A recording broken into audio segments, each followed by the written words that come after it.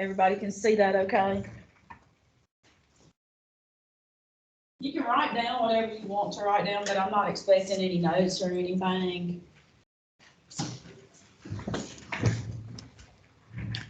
And I'll see, I didn't even think about trying to like just show one section of it. I'll show you where this is too. It's in your canvas.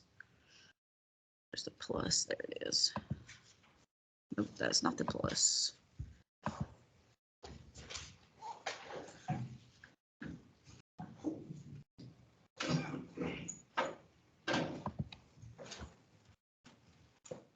Yeah, I don't know enough right now to make it go.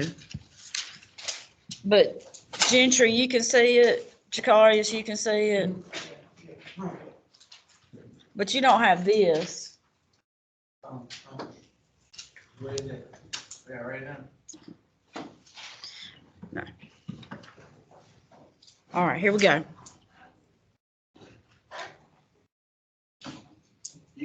Okay, I'll just make it. I want to wait till you're ready and settled and focused.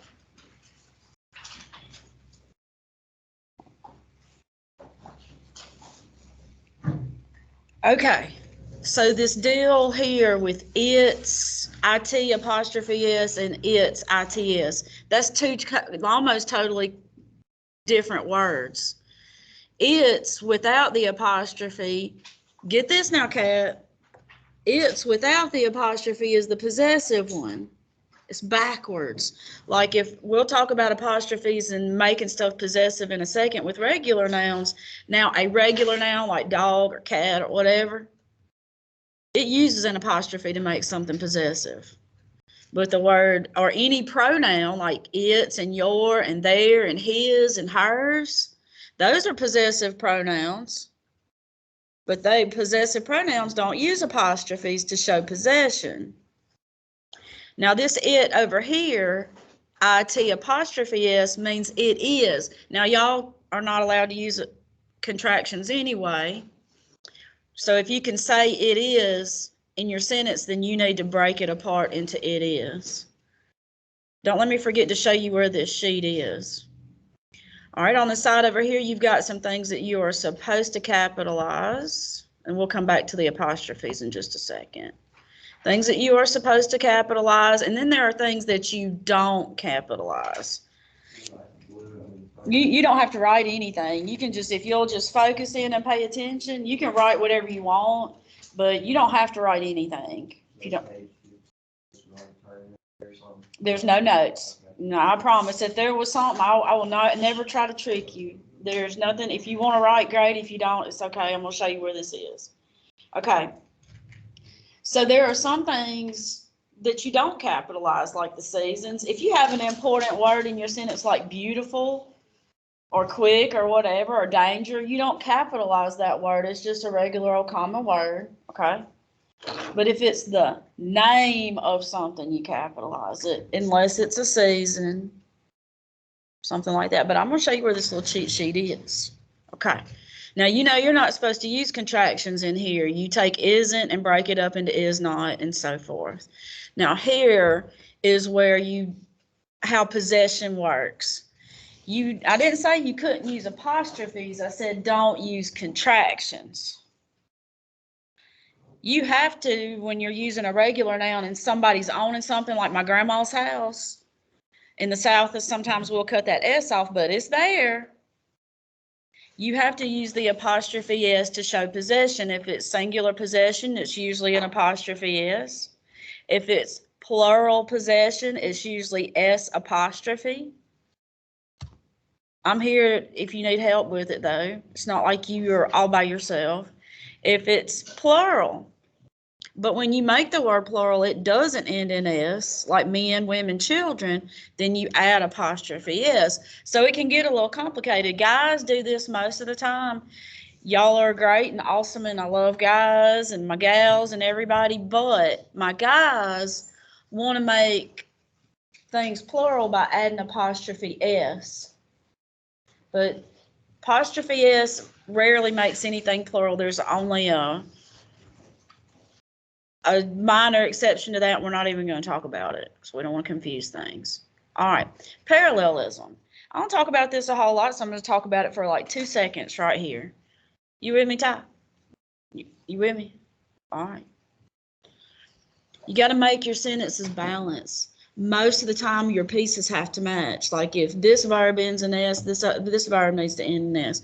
Or this word ended in ED, the other ones need to end in ED so they match. They don't always match, but they usually need to match. So look at this sentence for me, right here. Give me a little pencil. Right there. Where does it fall off my little train track? Read the whole thing. Read the whole thing. Where does it stop matching? Exactly. See? It's good. She likes hiking and to cook. That doesn't match. Most of the time, you need to try to make your pieces match. Hiking and cooking to hike and to cook, whatever you want to do, you just need to try to make them match. We're not going to talk about this. All right, Kat. We talked about this a bunch of times now. If you have you got your comma and your fanboy, right? You made a fanboy in a sentence, right, Zay? You made a fanboy in a sentence. Comma and, comma but, comma so, whatever. Or just and, but, so, whatever, right? You made it in a sentence.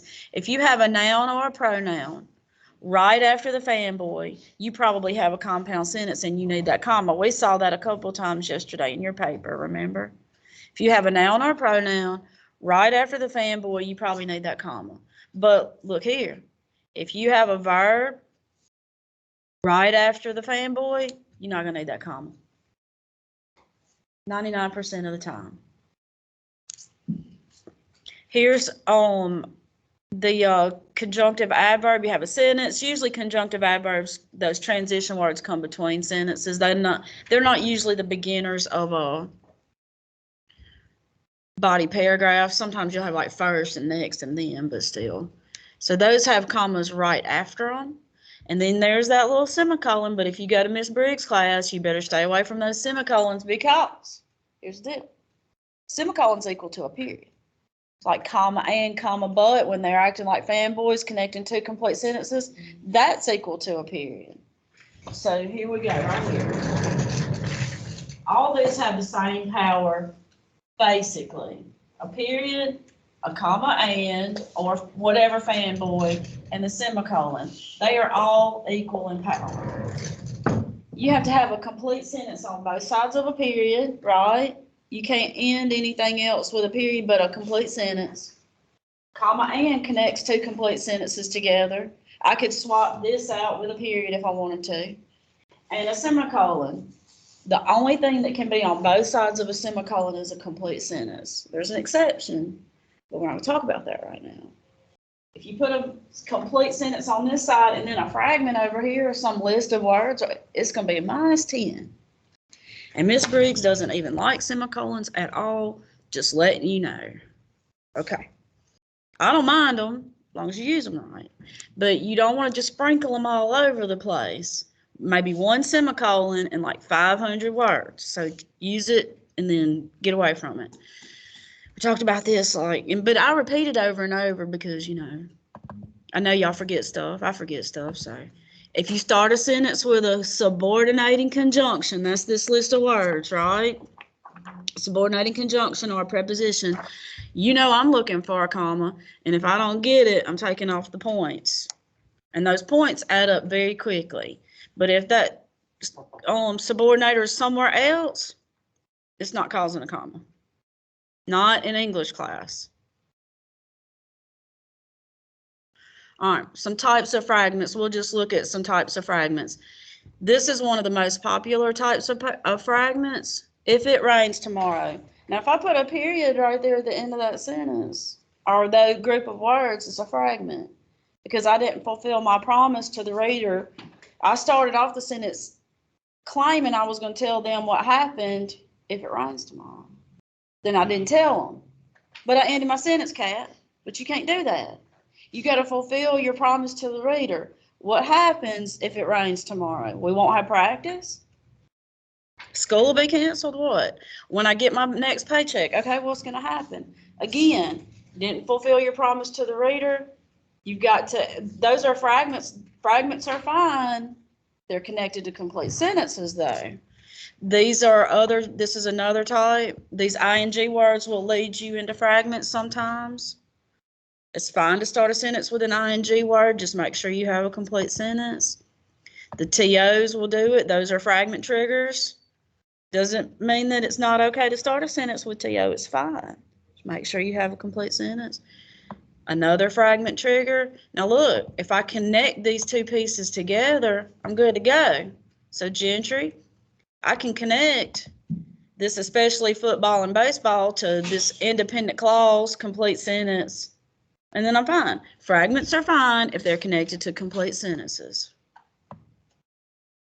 Of course, you got to make sure you have a subject and a verb. Subject and a verb for y'all. Hold on. This thing kind of jumps a little bit.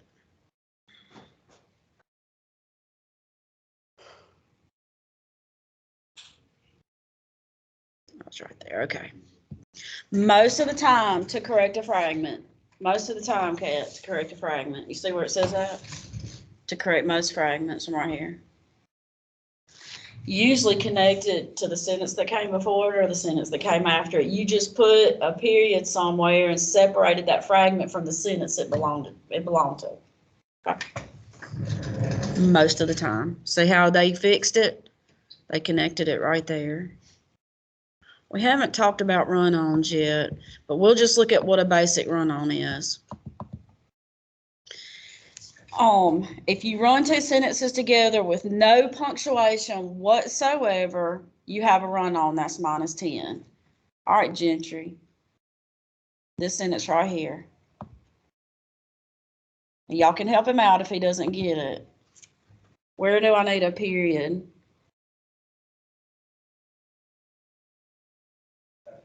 Exactly. Now we saw, maybe it was maybe you were sitting next to me, or maybe, I don't know. Maybe it's in the previous class. I watched Word Online change a few sentences into a splice.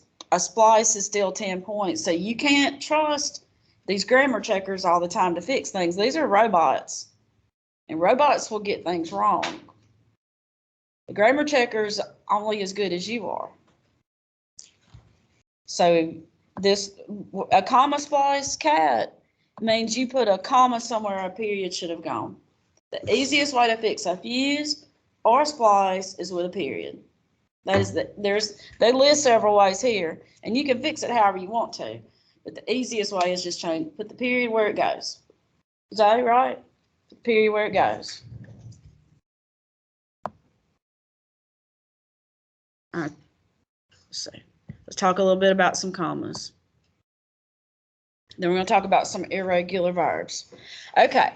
There's this weird little rule, like if you have the city and the state somewhere in the sentence and there's some more words that come after it, there's a comma that also comes after the state. Then, of course, you know dates. We talked about compound sentences, 3 or more items in a series. If you only have 2 items, no, you don't have to have all those commas, or you don't have to have any commas if it's just 2 items. But if it's 3 or more, 3 is your magic number. We talked about this. These are your words right here, your signal words that tell you if I get if and after and because and when and as soon as we talked about yesterday. If that's the first word in a sentence, I'm looking for a comma. Now, if you give me a period, that's a -10. If you don't give me a comma at all, it's -2.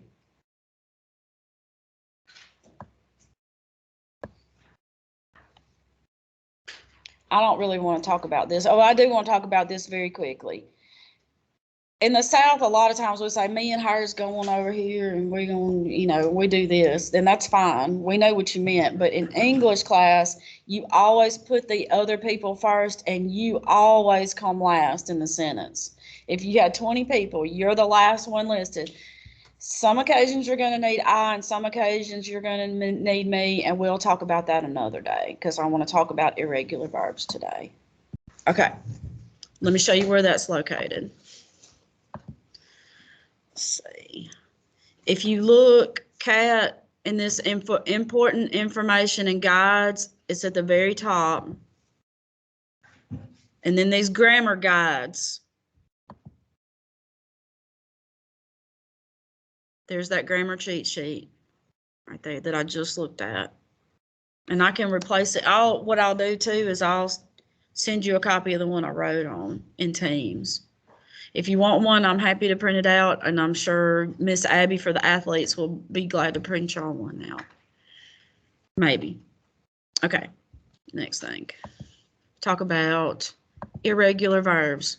You still don't have to write anything down. There's not going to be any place for notes. There's going to be a place for a worksheet today. All right, we talked about verbs. From the very first day of class, we've been talking about verbs, right? And I said that the verb is the core of the sentence, right? And every verb's got to have a subject with it. I don't even think we're going to talk about be today, but let's just look at, let's find a different verb to look at. Begin. Okay. And I'm going to say this again in a minute, Kat. Every present tense form of a verb has two forms, with the S and without the S, every one of them. Begin, begins, bite, bites, run, runs, play, plays, right? That's the present tense form. It either has an S or it doesn't. Then you have some regular verbs, what you call a regular verb, like jump. Jump. To make it past tense, you add the ED, and you notice tie.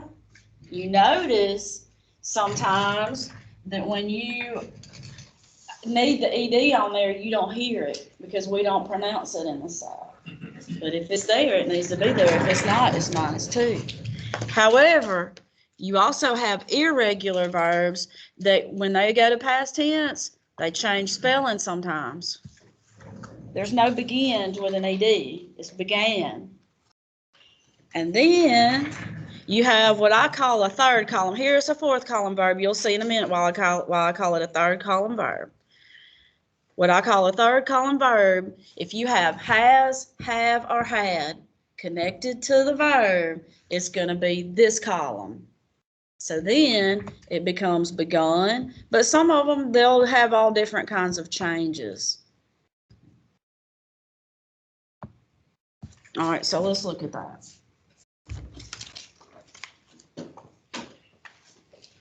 This isn't every one of the irregular verbs, but it's most of them. Maybe, I don't know.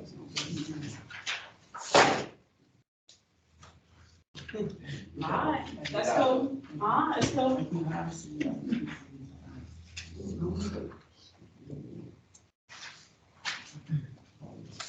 Choices come with consequences. All right. So when somebody hands me something like this, the first thing I do is go, well, what's going on? Well, let's just see what's going on. You got we got 9 columns right here, right? 9 columns. But you got actually 3 main columns. 1, 2, 3. It's an alphabetical list of verbs. If you look at column 1, and then skip over to this other column 1, right? There's some give, to go, from, show, right. So column 1, that's your alphabetical list of verbs right there for your irregular verbs. Okay. On column 1, every one of these, I could have gone through every one of them and rewritten the word with an S on it. So, begin, begins, bleed, bleeds, cost, costs with an S on the end that you don't hear, dig, digs, give, gives, and all the way around, but I didn't feel like writing all those words. Okay, now let's go to column 2. You got all these 3 column 2s, right? That's your past tense. That's like the ED form. Which one's past tense? Column 2. Column 2. You got 3 column 2s. That's like your ED form. I'm glad you asked a question though, because it helps me know what I didn't explain right. All right, so that's like your ED form. But look at the word cut. Find the word cut on there. What's the simple past of cut? Good. What's the third column form of cut? Good. So they change. See, some of them are not predictable. Okay. Now let's look at the third column form. Third column. So you got your 3 column 3s over here. And that's when you have has, have, or had with the verb. So what's the third column form of right? It's the very last one. The very last one on the column 3. Very last one on the column 3. Written. What's your third column form of make? Okay. What's your third column form of fall? Third column? Fall. Okay. Just do page 29. Don't lose this page. If you think you're gonna lose it, leave it here, because we may do it tomorrow. But just do page 29. If you have questions or problems or something, ask. I want you to struggle, but I don't want you to struggle until you get frustrated. Too frustrated.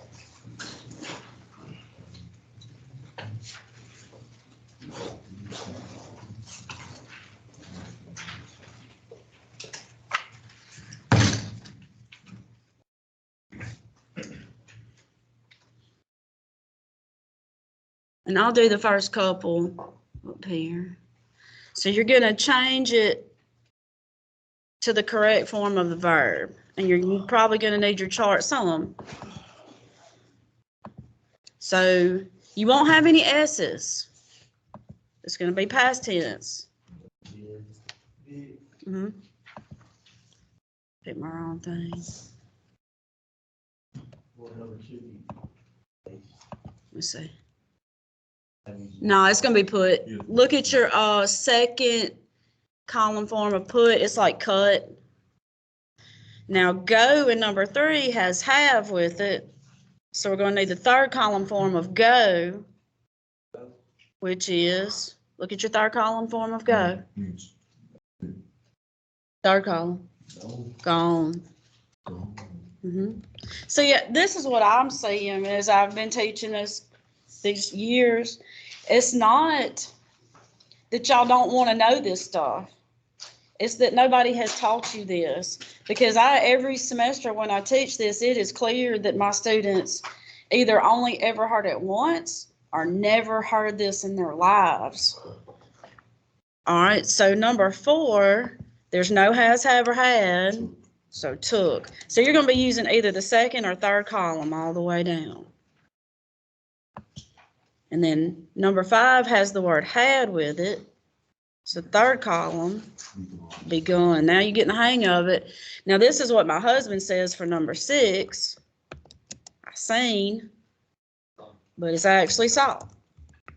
All right, now y'all do the rest of them. I'll be quiet.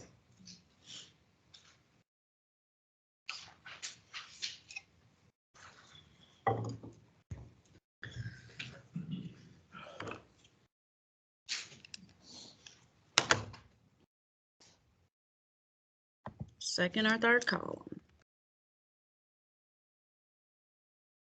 If something's not on here, let me know. I don't know if Land is on here.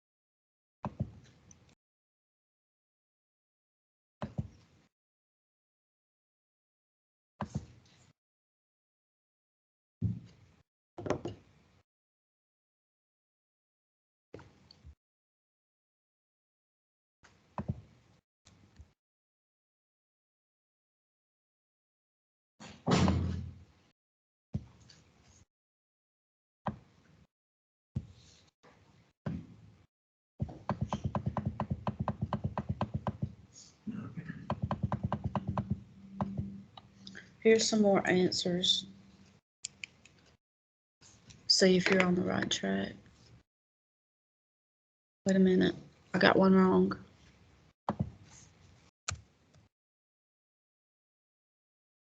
Tell me if you see more I got wrong.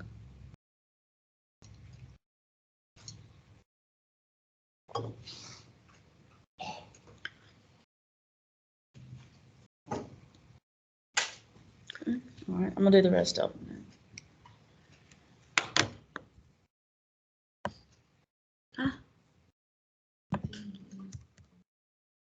So, in a manner of speaking, the word doesn't change. It's came, wait, calm, calms, came, and then has, have, or had calm. Yes.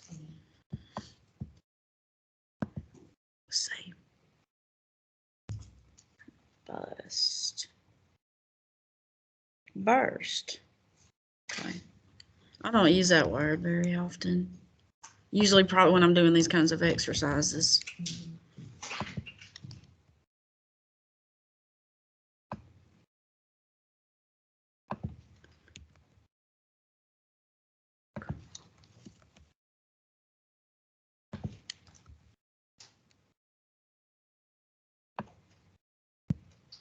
All right.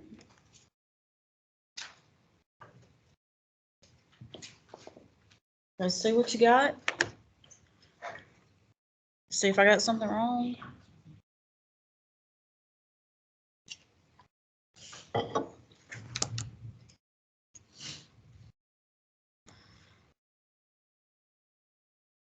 And change your answers if you got something wrong. Date it 2-1.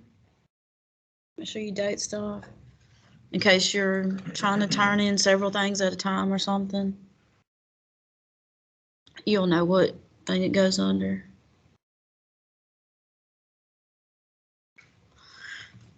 Oh, sometimes I'll forget and to keep myself from forgetting, I'll put it on the board. You have 2 more scavenger hunts that will lock. Because I need you to know this information. So it's going to lock on Sunday, February 6th. So hopefully that'll give y'all plenty of time to do that. I think it's February 6th. Yes. And your second chances. So here's the deal, Gentry. Your second chances for the sleep essay, if you need it or want it, is due on Monday. So I have to have your paper graded in time for you to go to the tutor to do your second chance. All right. Next thing. Y'all got the answers? And there's a spot, there should be a spot for y'all to turn it in. Let me check and make sure I'm in the wrong class. Yes, there's a spot. It says Irregular Verbs, page 29. And I'm going to change it to say 2-1 so that you know you can match your dates up if you need to. Okay, this next thing that we're going to do is the warm-up, and it's also it's in Canvas. It's the start of our next essay, because our next essay is about love. Love right there. You can, like I told Gentry yesterday, you can always change the tone. So if you want to talk about, and when you get to your topics and you want to change it to stuff you don't love or something, then you can do that. Okay, but right now let's just talk about love for a minute. No, you be all right. Everybody loves something. It might be a video game or books or Pokemon cards or something like that, but everybody's got a love for something. Now, who has the maybe the ability or even maybe the desire to even define what love means? Because how do you define love or happiness or fear? Sure, I agree. I can agree with that. People have their own definitions of what success is. For some people, success is got to have all that money in the bank.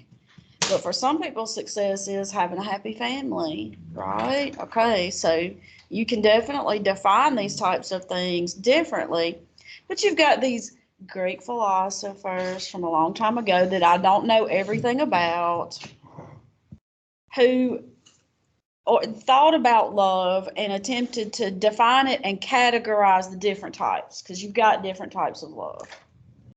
All right. So one is agape, the agape type of love, the love that what they say here is it's usually associated with the love you have for God, the Christian love. It's that type of unconditional love when you love somebody so completely and hopelessly and helplessly that you can forgive them for anything all the time. You may be lucky to have one or two people like that in your life, but it kind of comes from that philosophy of you love your brother as you love yourself, the agape love.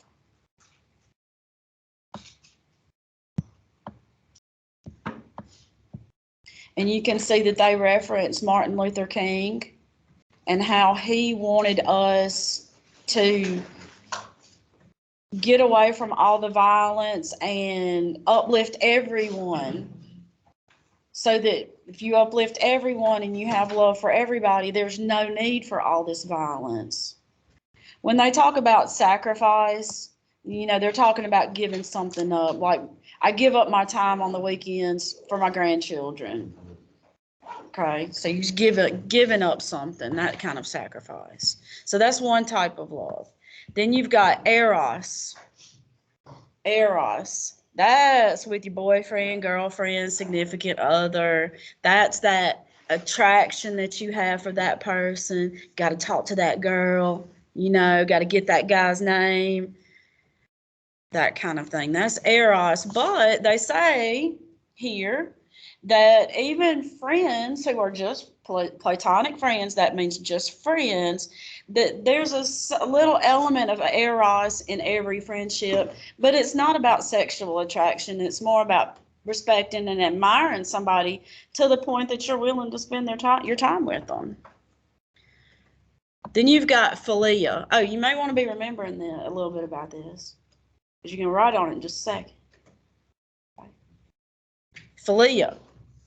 Now, that's your best friend love, right?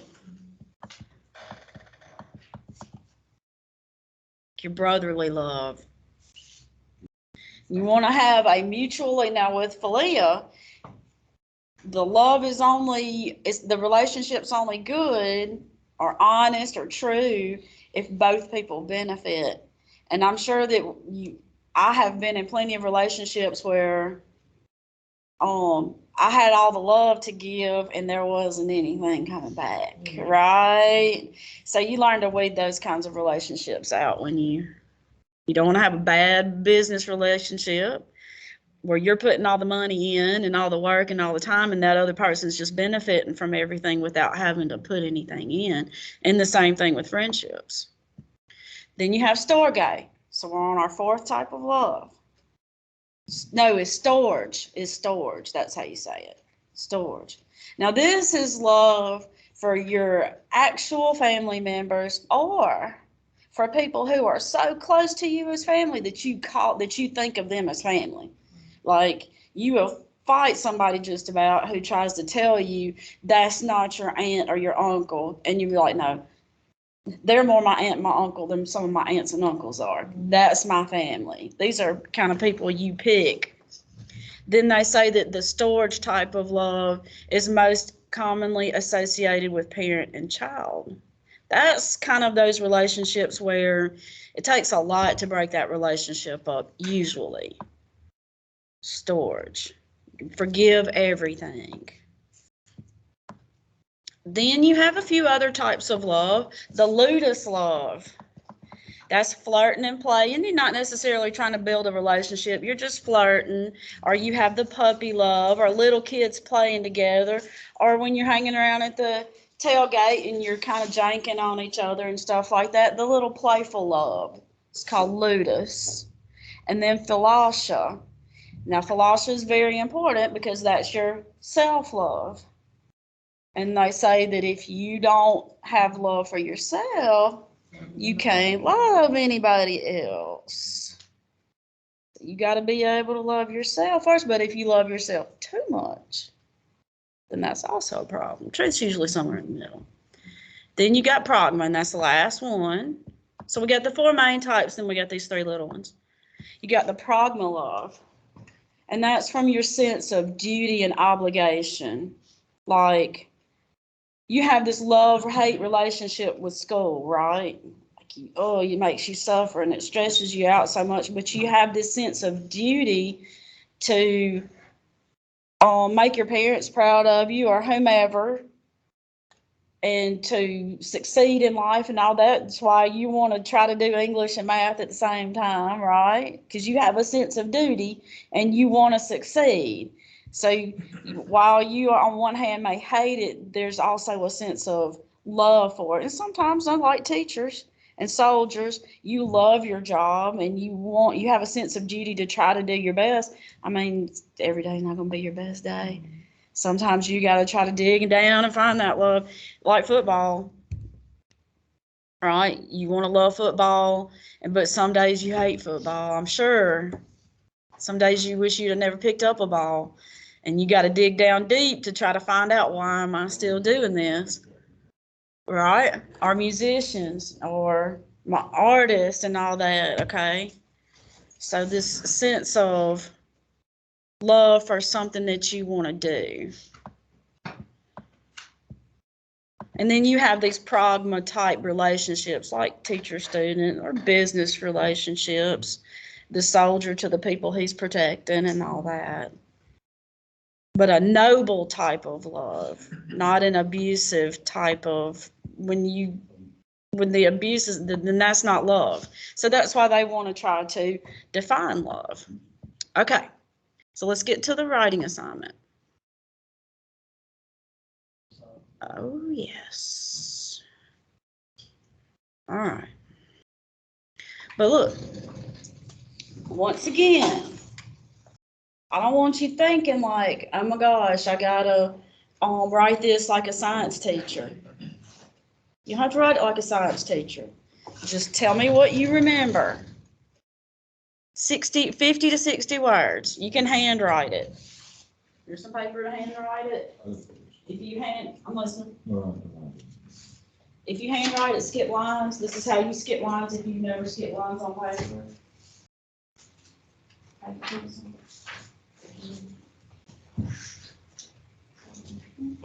That's how you skip lines. You can. The second paragraph, or you can write it out real fast and get out of here, but that's totally up to you. For the second paragraph, write about any 1 or 2 or whatever loves of your life, and that's 50 to 60 words. So you can handwrite it or you can type it. It's totally up to you.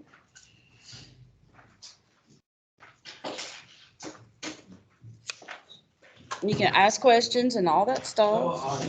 The one we just went over. The one we just read.